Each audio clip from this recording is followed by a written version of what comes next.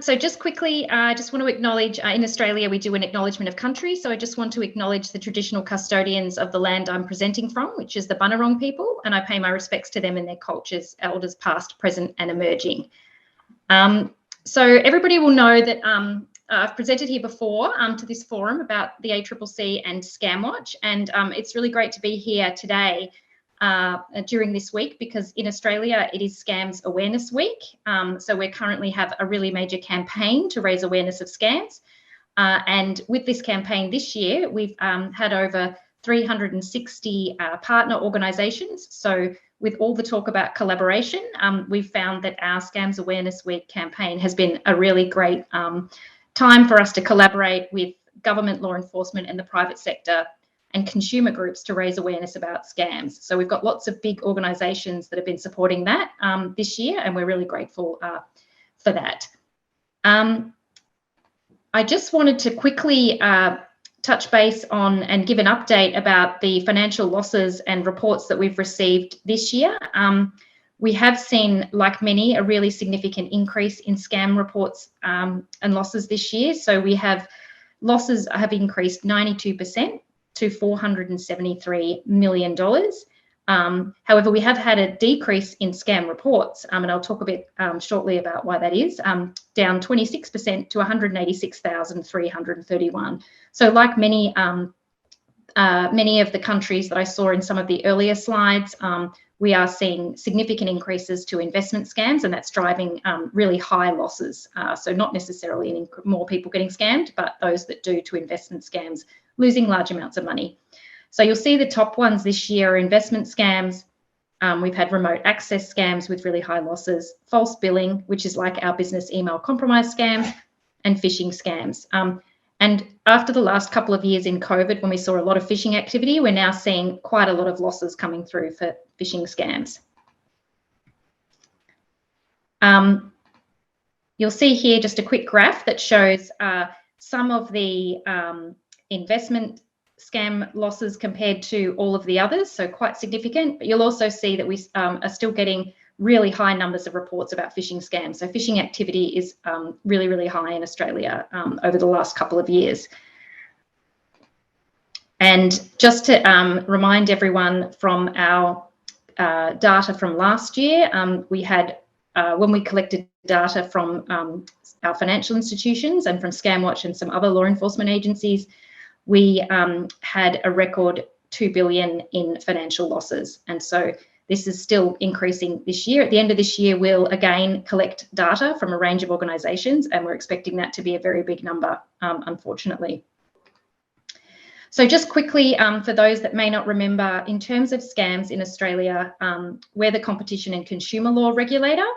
And part of what we do in our consumer protection role is our scams work through our ScamWatch brand. So the main focuses of that work include intelligence sharing, and more we're seeing the benefits of sharing data and intelligence with the private sector, government, both here and overseas, and the benefits that that can bring. So we fully support those sorts of initiatives.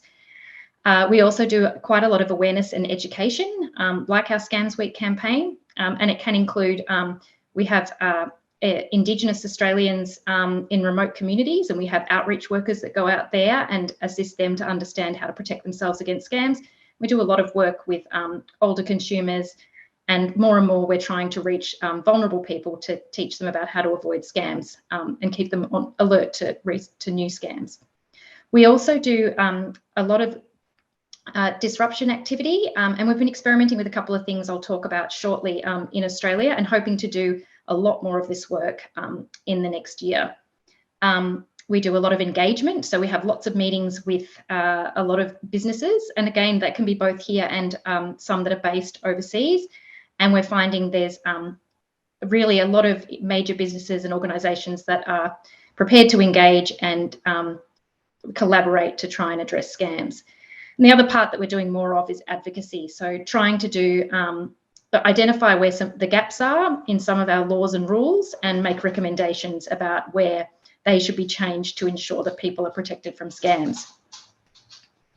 I wanted to take a moment to talk about the recent activities that have caused concern in Australia. So people may have heard about our two significant cyber attack and data breaches. So one of our major telecommunications companies, Optus, had a data accessed from its systems, and that related to about 8 million people's personal information, and it included a larger amount of identity credentials, so things like passport numbers, driver's licenses, Medicare numbers, things that are used to verify identity in Australia. So this presented a very big concern and a big risk, and meant that government had to come together to assess those risks and put in place some protections for the community. So we've been very busy in the last couple of months working on that.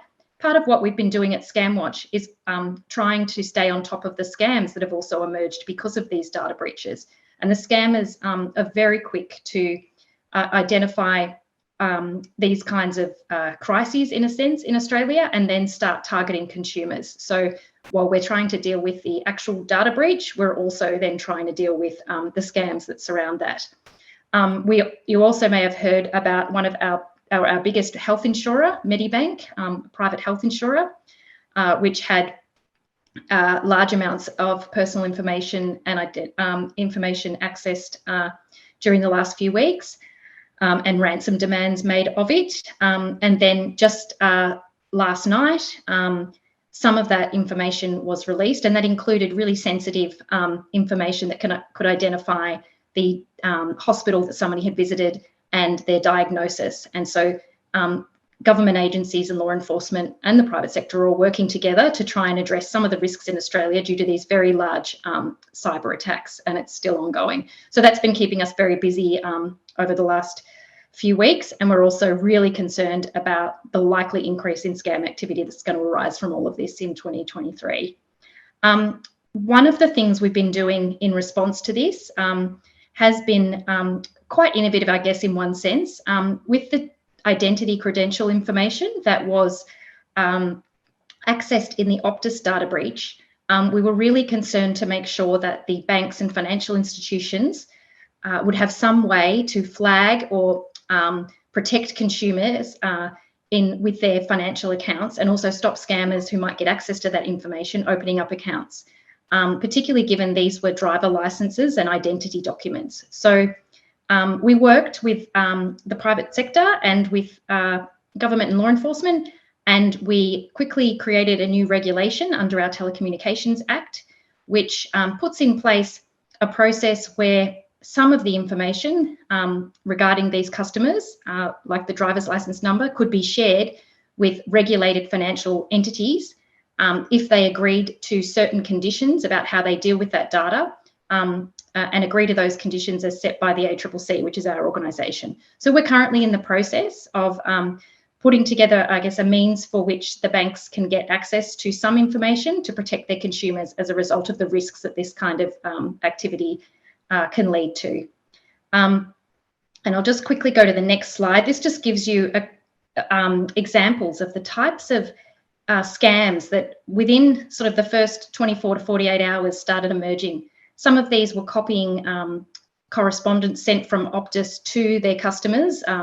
So the 8 million people received SMS messages from Optus explaining what information had been accessed, and then very quickly scammers copied that with malicious links in their, or links going to places to ask for more information.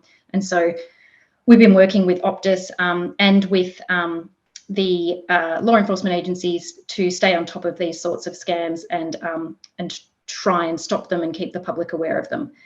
So you'll see we also had on the one over the side here that people were also being approached with extortion demands, threatening to release their information if they didn't pay money. So it's been very active time for scammers at the moment in Australia. In previous years, I've talked a little bit about the work that we've done around with the telecommunication companies around phone scams. We've recently been expanding that to SMS as well. So we put in place some new rules for telecommunications companies called the Reducing Scam Calls Code. And recently we updated that, just came into effect in July, to require the telecommunication companies to monitor and block, in some instances, scam SMS as well. So With these new rules being in place, particularly with the phone rules, we have now seen a reduction in reports about phone scams, and that's been about 50% decrease in phone scams in Australia. And the telcos have blocked, I think, around 800 million scam calls in the country. We've also seen since the SMS component of that was implemented, we've started to now see a slight decrease in SMS scams. It's only down 2.3%, but that's only been in place for a few months. So we'll see if that has an impact, probably more by next year. We've also seen introduced some new rules around verification of identity through in regard to mobile phone porting and SIM swap. And also that's been expanded to high-risk transactions relating to identity to do with in the telecommunications sector. So we've definitely seen a drop in porting scams, and we're hoping to see an overall reduction in relation to our phone-related scams. A couple of areas that we're still exploring with the telecommunications industry is in relation to phone spoofing and also the use of alpha tags in SMS. In terms of these sorts of scams which are continuing, and we're hoping to find some solutions to these in the next little while.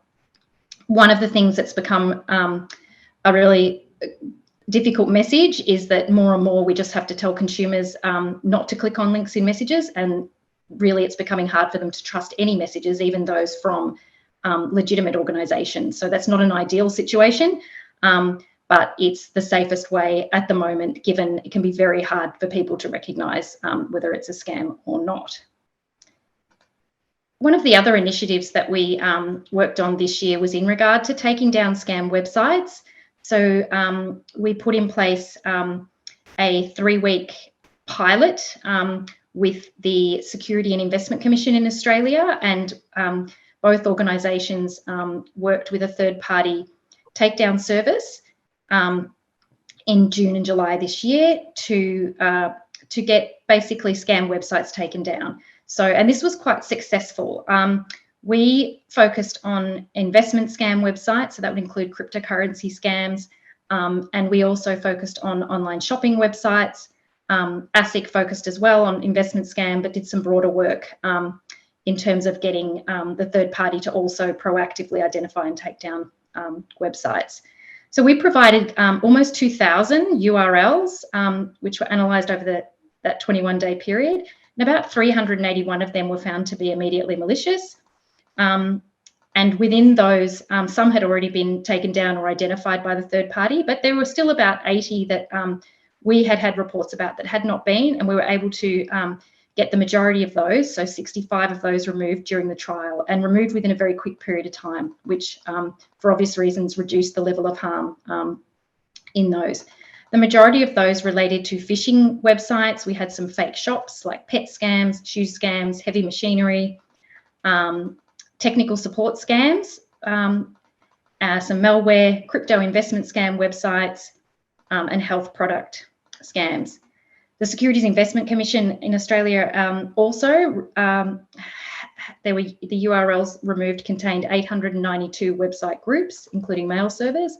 842 of these websites were removed, including about 64 by ASIC that had not been proactively identified by the third party. So, yes. My apologies, Jayde. We are running out of time. Would you mind? Oh, okay. Skip through very quickly. And I'll wrap it up. Look, just two other initiatives I wanted to talk about was just in relation to digital platforms. So Google, we have implemented, there are new verification requirements in Australia for advertisers in relation to financial services. So that's going to stop and have some impact on the advertising of by scammers.